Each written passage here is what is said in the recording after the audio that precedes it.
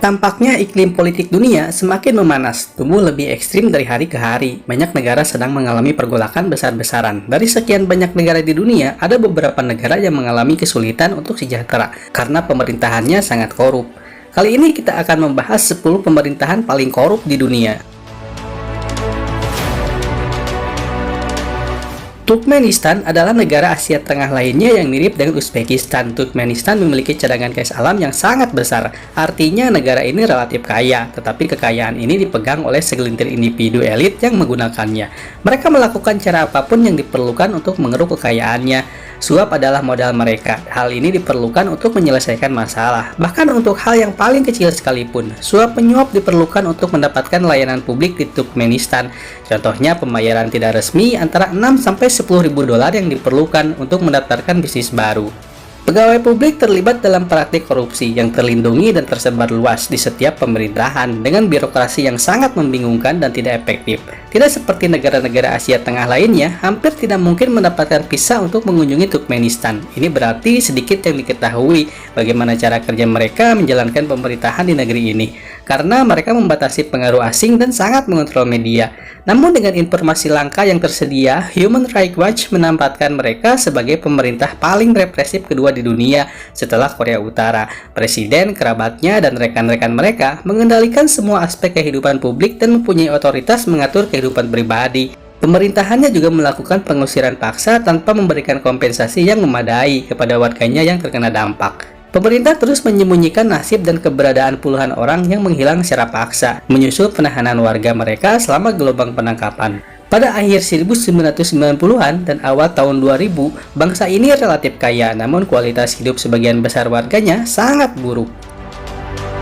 Uzbekistan berada di kawasan Asia Tengah, juga dijuluki negara sarang korupsi. Negara bekas Soviet yang miskin itu telah mengintegrasikan korupsi dan penyuapan ke dalam kehidupan sehari-hari. Meskipun negara ini memiliki pergerakan ekonomi terbesar kedua di Asia Tengah berkat cadangan gas alamnya, namun PDB per kapitanya hanya 1.500 dolar. Jadi pertanyaannya adalah kemana semua uang yang didapat itu pergi? Seperti kebanyakan negara otoriter, uang itu diperas dari orang miskin dan diberikan ke segelintir oligarki kaya yang menggunakan cara-cara kasar dan keras untuk mendapatkan apa yang mereka inginkan. Penyiksaan telah menjadi alat penting oleh pihak berwenang untuk mempertahankan kekuatan mereka pada rakyatnya dengan menggunakan polisi dan pasukan keamanan demi mendapatkan pengakuan rakyatnya.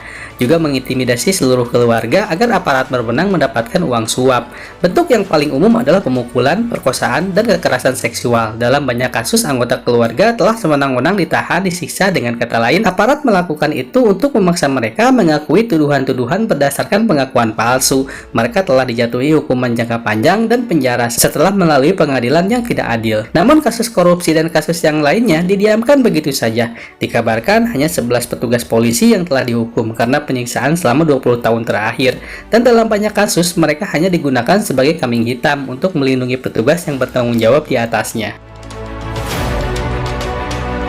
Negara yang terkurung daratan ini menghubungkan Asia Tengah dengan Asia Selatan. Negara ini telah mengalami puluhan invasi selama berabad-abad dari Inggris, Uni Soviet, dan yang terbaru koalisi pasukan NATO yang dipimpin oleh Amerika Serikat. Karena serangan gencar terus-menerus dari kekuatan luar, Afghanistan tidak pernah membentuk pemerintah sah yang konsisten. Negara ini masih salah satu negara termiskin di dunia dengan PDB per kapita hanya 601 dolar. Selain itu, pertempuran antara Taliban dan pasukan pemerintah Afghanistan yang terus-menerus memiliki dampak yang menghancurkan kehidupan warga sipil, terutama anak-anak. Ribuan warga sipil tewas dan terluka pada tahun 2017 oleh bom bunuh diri pemberontak dan serangan alat peledak rakitan lainnya. Semua serangan udara dan mortir diluncurkan tanpa pandang bulu oleh pasukan pemerintah. Baik Taliban dan pasukan pemerintah semakin sering menggunakan sekolah untuk tujuan militer. Dan meskipun negara itu membentuk pengadilan anti korupsi, tampaknya usaha ini tidak efektif. Banyak yang percaya berbagai kelompok yang memegang pengadilan lebih berkuasa daripada pemerintah itu sendiri. Warga menilai kejaksaan sebagai lembaga terkorup di negeri ini.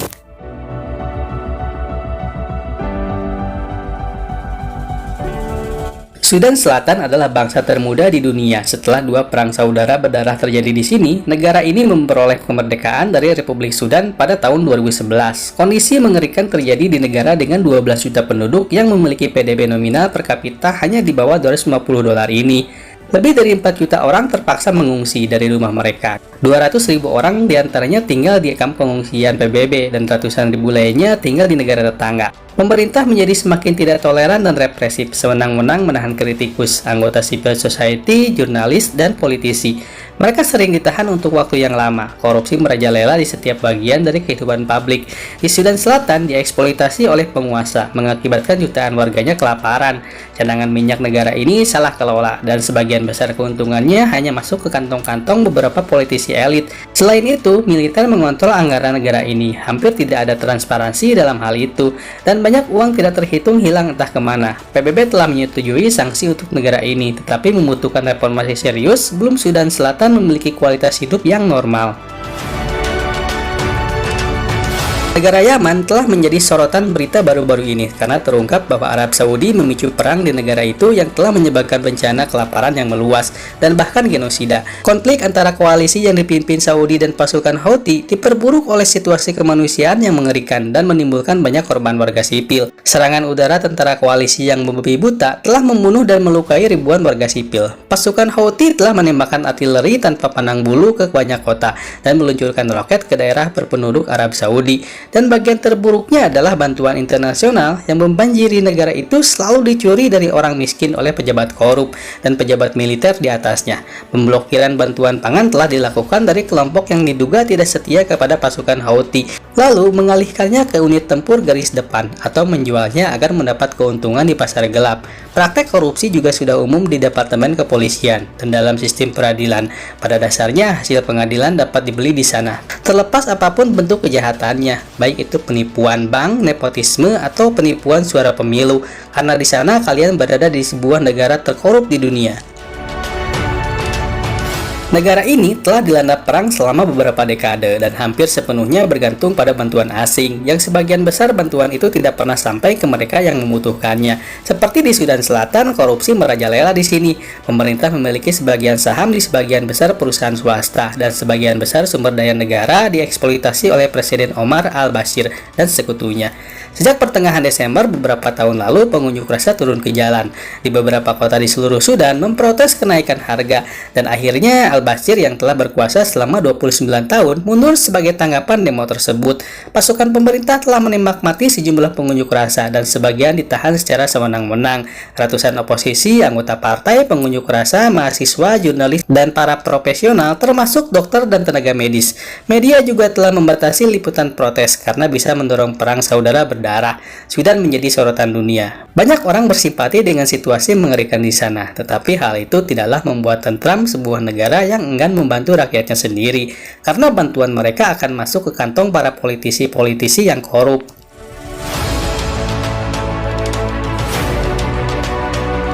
Korupsi sudah tidak asing lagi bagi bangsa Suriah, sebagaimana yang ada di setiap sektor kementerian lembaga negara, khususnya di sektor peradilannya.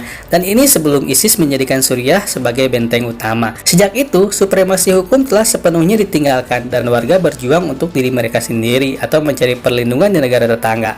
Konflik di Suriah terus diwarnai dengan pelanggaran HAM dan pelanggaran hukum kemanusiaan internasional. 400.000 orang telah meninggal sejak 2011. Menurut Badan Restrukturisasi Bank Dunia, mengembalikan ekonomi ke keadaan fungsional akan menelan biaya sekitar 250 miliar dolar dan jumlah itu terus meningkat setiap hari. Perang berlanjut di negara yang hanya memiliki PDB 108 miliar dolar. Dengan fakta seperti itu, mencari uang akan menjadi mustahil sampai mereka sepenuhnya bergantung pada bantuan asing. Mesir adalah bangsa kuno dengan sejarah ketidaksetaraan yang sudah berlangsung lama. Pemerintahan dipimpin oleh presiden yang terus memimpin krisis hak asasi manusia terburuk di negara ini, dan polisi di sana selama beberapa dekade secara sistematis menggunakan penyiksaan, juga penangkapan sewenang-wenang dan penghilangan paksa untuk membungkam perbedaan pendapat politik. Ribuan warga sipil diadili oleh pengadilan militer dengan memperkenalkan undang-undang pembatasan baru untuk menahan jurnalis dan menuntut para pembela hak asasi manusia. Penumpasan terhadap kaum LGBT semakin ganas seiring dengan berlanjutnya represi terhadap para aktivis partai buruh. Presiden berkuasa pada tahun 2011 setelah serangkaian perubahan kepemimpinan. Setelah sejak saat itu, keadaan semakin memburuk. Pemerasan adalah fakta menyakitkan bagi pemilik bisnis di Mesir dan tidak ada kerangka hukum untuk menuntut kejahatan seperti ini. Penyuapan adalah bagian dari kehidupan sehari-hari orang Mesir. Banyak yang takut penyuapan itu akan mendarah daging ke dalam kehidupan sehari-hari di Mesir sehingga hampir tidak mungkin untuk diberantas. Somalia menduduki peringkat 179 dari 180 negara yang diteliti dan menjadi negara paling korup di dunia. Korupsi di Somalia terjadi di berbagai institusi maupun lapisan masyarakat. Pengadilan memiliki potensi terbesar untuk korupsi karena tunduk pada intervensi politik dan banyak mengurusi permasalahan bisnis. Karena itulah pengadilan menjadi tidak efektif. Sebuah lembaga non-pemerintah menemukan bahwa keseluruhan kasus suap di Somalia mencapai 14%, bahkan kasus suap di distrik Mogadishu mencapai 50%. Selain pengadilan, lembaga lainnya yang memiliki tingkat risiko korupsi tertinggi adalah polisi. Berbagai kasus korupsi tersebut tentu merugikan masyarakat Somalia karena terjadi berulang kali, serta tidak adanya kekuasaan yang lebih tinggi yang mampu memberantasnya. Data-data yang ada juga menemukan bahwa korupsi di Somalia tidak hanya berpusat di salah satu kekuasaan saja, melainkan jauh lebih tinggi di daerah-daerah. Padahal sudah banyak investasi asing yang masuk ke Somalia untuk mendukung demokrasi di negara tersebut. Sayangnya tak banyak perubahan selama 9 tahun terakhir. Korea Utara adalah negara legendaris yang tidak stabil, meskipun mereka lebih tertutup daripada negara lain di dunia. Dokumentasi terbatas telah membuktikan bahwa Korea Utara memerintah dengan cara yang salah.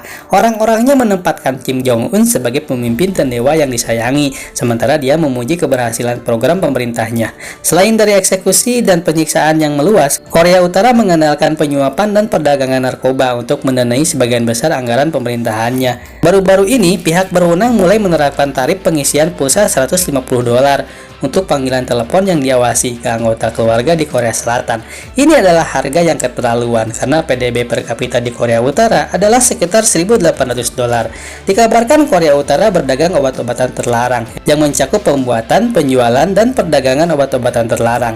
Pemerintah Korea Utara juga memiliki lahan yang luas di dalam negeri yang dipakai menanam opium. Dan sejak tahun 1990-an, Korea Utara telah memproduksi metamfetamin dalam skala besar, yang sebagian besar dijual ke Cina. Jelas tingkat korupsi merajalela ketika seluruh pemerintah telah menggunakan narkoba untuk menyeimbangkan buku cek mereka. Untuk alasan ini dan masih banyak lagi alasan yang lainnya, Korea Utara memiliki pemerintahan paling korup di dunia. Itulah 10 negara paling korup di dunia. Apakah negara Indonesia termasuk negara paling korup? Kalian bisa jawab sendiri di komentar. Jangan lupa tekan tombol subscribe-nya ya apabila ingin melihat video yang lebih menarik lagi. Sampai jumpa.